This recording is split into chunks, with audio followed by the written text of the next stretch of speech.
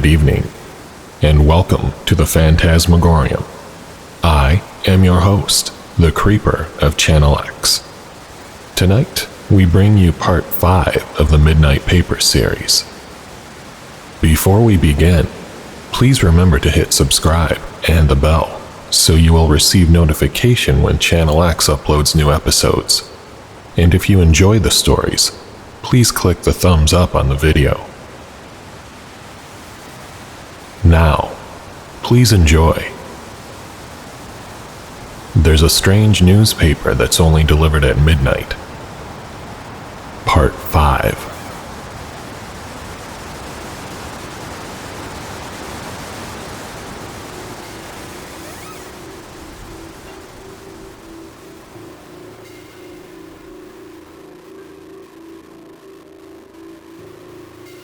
It was Friday night, 10 to midnight. I knew that, right now, the newest edition of the Midnight Paper would be hitting my parents' welcome mat in a few moments. But I wasn't there. I'd decided, after last time, that I wasn't going to be reading the next article. What if it contained something worse than the hunger? I couldn't let it become real. I didn't want any more blood on my hands. I sat at the rickety table included in my motel room. Every time I hit a key on my laptop, the table rattled, tilting toward its short leg, which I couldn't identify for the life of me. I didn't mind. I was counting the minutes with each time I hit refresh on the search page of Herrick's High School's website. On the search bar was the name Stephanie Carson. I got the Midnight Paper with the Ledge Game article on Friday, September 11th at midnight. 1 week later, on Friday, September 18th at midnight, I had witnessed a girl jumping off of a building to end her life. I read the Midnight Paper with the Removal Doctor article on Wednesday, September 16th at midnight.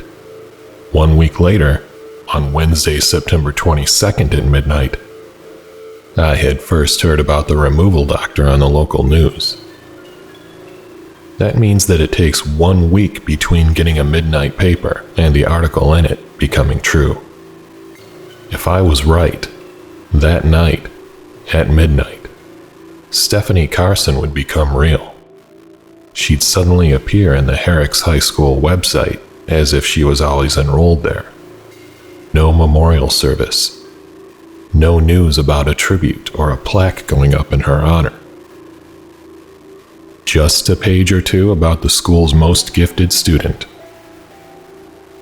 Midnight. Just as I hit refresh, I heard 3 knocks on my motel room door. What? No. It couldn't. But it was. I opened my door, and there, on the patch of filthy rug right in front of my room, was a bundle of black paper bound in black twine. I grabbed a plastic bag that held the snacks I'd bought at a gas station, put on a pair of rubber gloves, and grabbed a pair of grill tongs. The Midnight Paper dangled off the teeth of the tongs, its strange electricity still somehow crackling through the rubber and making the hairs on my hands stand up. I dropped the paper into the plastic bag and tied it into a tight knot. Then I dropped that bag into another 2 bags for good measure and tossed them into a dumpster by the ice machine. By the time I got back, the shitty motel internet had finally loaded the page. 10 results for Stephanie Carson. I gripped the sides of the shitty motel table. Would I be too late? Was it tonight? A few minutes later, I opened my motel room door cautiously. The patch of filthy carpet was empty. No new Midnight Paper. I smiled. Maybe I'd gotten rid of it entirely. Maybe not reading one was all it took for it to leave you alone. I went right to the dumpster. The bags I'd hidden the Midnight Paper in were still there. They hadn't mysteriously vanished. I nodded and got in my car. By the time I got to the right part of town, the night was cold and bright. Streetlights glinted off of every surface, bouncing off 1,000 reflective surfaces and zeroing in on my eyes. The migraine was back in full swing. I was a little used to it by now. I chugged a bit more of my soda and narrowed my eyes. I had a long night ahead of me. I stopped the car and unplugged my phone from its stand on the dashboard. On the screen was something I wasn't proud of at all. Stephanie Carson's Instagram account. It had taken me less than an hour to find it.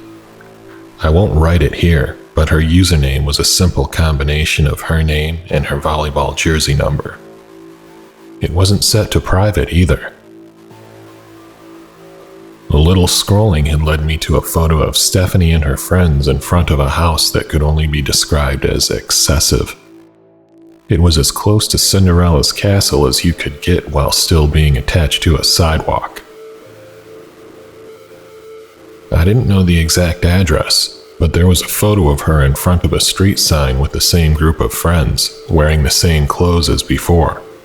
It was easy to guess that they had taken the photo in front of Stephanie's house and the photo of the street sign back to back.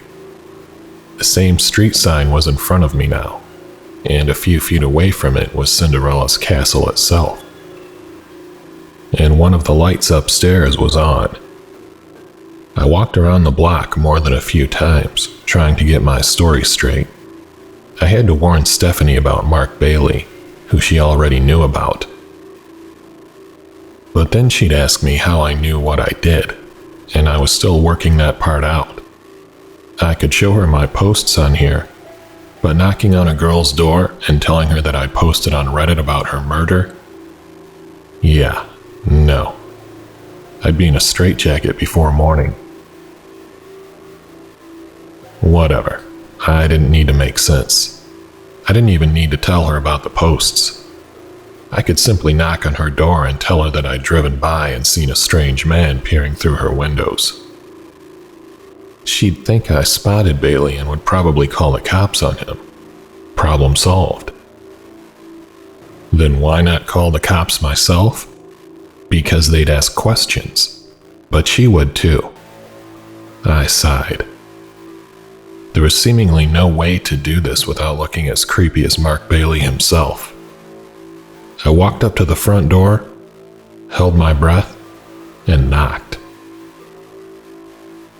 The sound seemed explosive in the darkness, but that was probably just the lateness of the hour amplifying every sound times 100. Still, no sound or movement or light came from inside. I knocked again, a little louder this time. A few seconds later, nothing had changed. I was out of options. I bit the bullet and stabbed the doorbell with my finger. The electronic chime echoed throughout the house, about as subtle as a carpet bombing. One light went on. 2. Then the whole first floor lit up. I heard muted little footsteps from behind the door as if someone was walking on carpet. Then the latch turned and the door swung open, and something hit me on the head. "Wake up, creeper," a girl's voice said. I opened my eyes, then shut them immediately. The brief glimpse of the world I'd gotten had been enough. It was white and blurred. Something cold and hard collided with my cheek, shooting fireworks across my vision. I said, "Wake up." I opened my eyes again. This time the world was a little less blurry. I blinked until the person in front of me came into focus. There, holding what looked like some kind of metal sculpture. "There you are," she said matter-of-factly. "I was worried I'd hit you a little too hard. So, want to tell me why you've been walking outside my house for the past hour and a half?" "Mark Bailey," I said, my voice raspy and little more than a whisper. There was a metallic taste in my mouth that seemed to extend into my lungs. Jesus, maybe she had hit me a little too hard. "Oh, great. My stalker has a friend. No, not a friend. He's going to kill you tonight. That had come out a little more clearly. I would have been pleased with myself, but it was around that time that I noticed that I couldn't feel my hands. One look down and I could see why. My wrists were stuck to the arms of a chair with a ridiculous amount of duct tape. Jeez, did she use one roll for each hand? Then Stephanie said something that made me forget about how my hands were already turning purple. I know. What? I asked, my voice sounding distant and slow, as if it was coming from a broken speaker on the other side of the room. He's been talking to me for a long time. He broke in last week and I got a restraining order out on him. He's close to figuring it out, I can tell. He's close to losing his shit too. It's gonna get violent. Whatever. I figure if anyone's going to do it, it might as well be him. I thought back to something Mark Bailey had said in the article. Something I thought had just been the ramblings of a convicted murderer. Stephanie had gotten loose and had stood next to the kitchen knives instead of running away, like she was inviting Bailey to use them on her. I cleared my throat. Aren't you going to stop him? Don't you want to? Stephanie rolled her eyes like I was annoying her. Scratch the like, I was annoying her. I'll come back anyway. Well, not me, but it doesn't really matter. It might make my parents look back at me, this version of me, twice. Now we just gotta figure out what to do with you. If my aunts get back, they'll get rid of you and stick you in an acid barrel. What? Aunts? That's what I call the fake parents that live here. Like, aren't my parents. Get it? They're drones. Mindless versions. Not the real deal.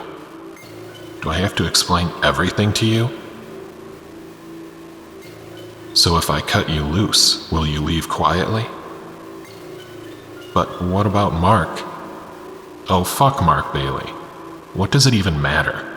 You think I'm the first one of me to die? The first one to want to? I was speechless. That was the last thing I expected her to say. I can't feel my hands, I said finally. Stephanie nodded. She grabbed a pair of scissors from a desk next to her, and that was the first time I thought to look around. The walls were white, clinical. There were tables upon tables filled with lab equipment around us. It was like a high-end research lab, the kind of place that might be responsible for creating a deadly virus or resurrecting dinosaurs, or making multiple versions of the same teenage girl. Stephanie cut the tape around my wrists. I winced. The blood shooting back through my bruised wrists felt like acid. You can't let Bailey kill you, I said, rising slowly. Who are you anyway, a teacher at Roslyn? Didn't you go to Roslyn? I asked. No, that was Monica and Natalie. Stupid of them to send two of us to the same school, right? No wonder Bailey lost his marbles. So you're not the same person? Wow, you're all questions, aren't you? You haven't even answered mine. I told her my name, then went about explaining everything I could about the midnight paper and my posts online. I let her read through them on my phone. It was then that I saw it, that strange intelligence that Bailey had mentioned. Her face came alive, and I could almost see millions of hyper-complex gears turning in her mind. Wormhole might explain it, she said finally, then shook her head. Scratch that. Simulation. Wormhole was stupid. Only, You said you got a paper tonight, right? And that it was still in the dumpster? Yeah, I said, catching up. Let me take a look at it. I don't think that's a good idea.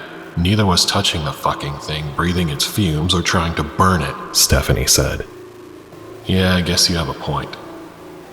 We moved from one room in the basement to another, and I saw the shelves filled with the occult books that Mark Bailey had mentioned. "Those are mine," Stephanie said. "Can't rule anything out, right?" I shrugged, not sure what she was talking about. Then I checked my phone, and my heart stopped. 4 a.m. Mark Bailey was due any second. Stephanie didn't seem to notice. She was moving so fast she was practically a blur. By the time I had gotten to the foot of the stairs, she was already in the kitchen. That was when I heard it. A man's voice. Mark Bailey's voice. "What are you?" he asked. "You're Monica." Then, as quickly as it had appeared, Bailey's voice was cut short. I rushed up the stairs and slid into the kitchen. There, on the tile floor, Mark Bailey lay in a pool of his own blood. His neck was cut open. Stephanie tossed a bloody knife into the sink. "Don't worry," she said. "My aunts will take care of it. Where'd you park your car?" It was almost dawn by the time we were standing in front of the dumpster. I pulled the plastic bags out and cut them open slowly with a pair of scissors from the lab. Stephanie's face lit up the second she saw the black bundle roll out. Before I could stop her, she ripped the twine off and unrolled the paper. Then, she frowned. She turned the paper toward me. "Can you read it?" she asked. I nodded. "I can't see anything, just black paper. No words written in white ink. I bet whoever appears in the articles can't read them, because I'm not real. The paper must have created me like you thought." She was actually smiling as she said it. "Doesn't that bother you?" "No. You fucking kidding me? I'm thrilled. I'd much rather be created by a mysterious newspaper than my fucking parents. Read it to me," she ordered. Some of the words were already being erased, but I read the article to her anyway. This was what it said. The perfect being?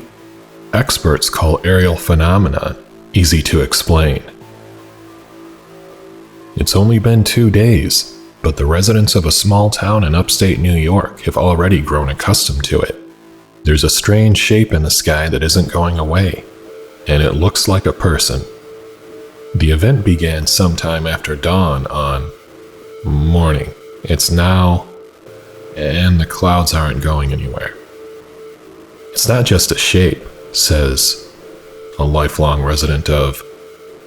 There's light in there, like no matter how dark it gets, there's something in there that's shining, like a little sun. The apparition is certainly uncanny. It's a little shape that looks like a person in the sky. It has all the parts you'd expect.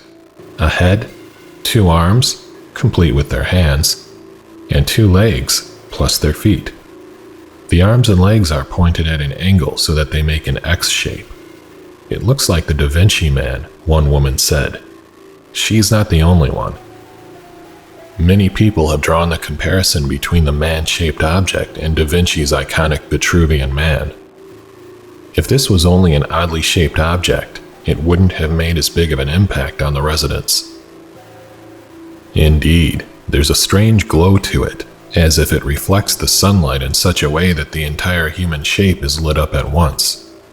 When the sun goes down, the glow remains, shining like a big star that often hides behind thick clouds. This is an age where everyone has a smartphone in their pocket, a gadget that doubles as an expensive camera. So why haven't you heard of this before? The answer is simple. It's too far away. It's about the size of a fingernail, a resident explained. Just hold your little finger up to the sky and imagine something floating up there that's as big as the nail. That's not very big at all.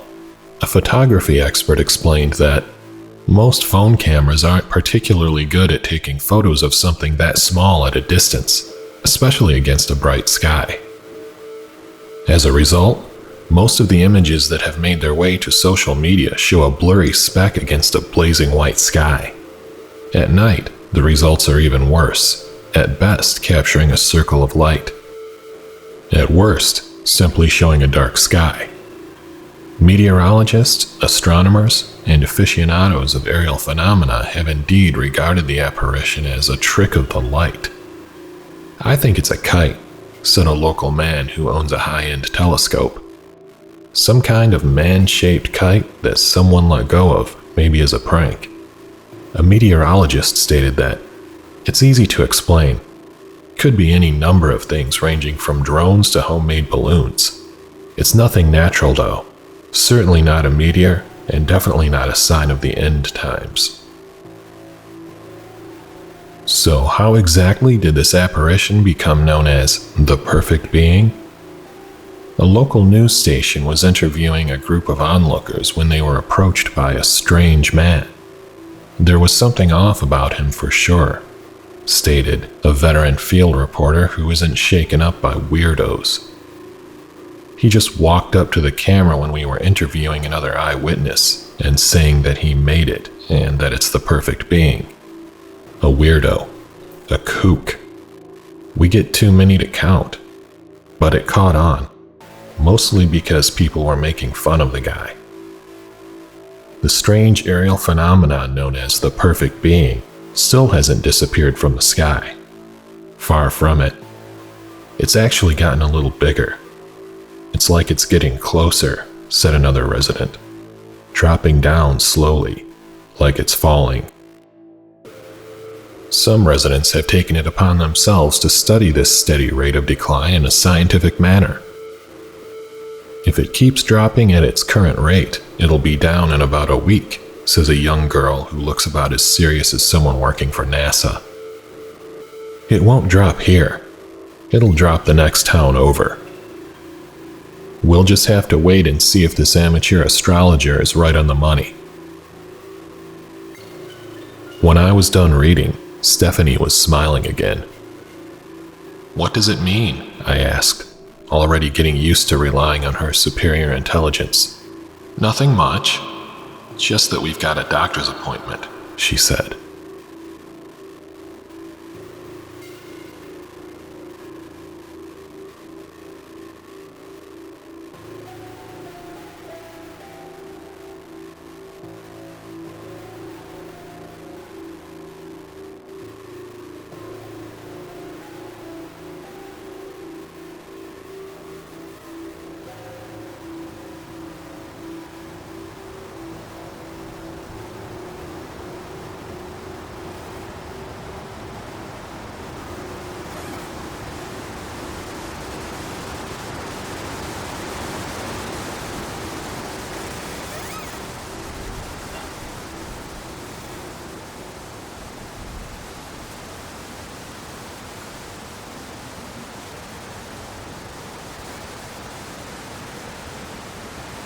My, this Stephanie has such little regard for human life.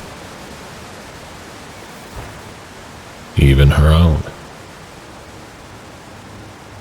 Don't worry, friends. Part 5 is coming soon.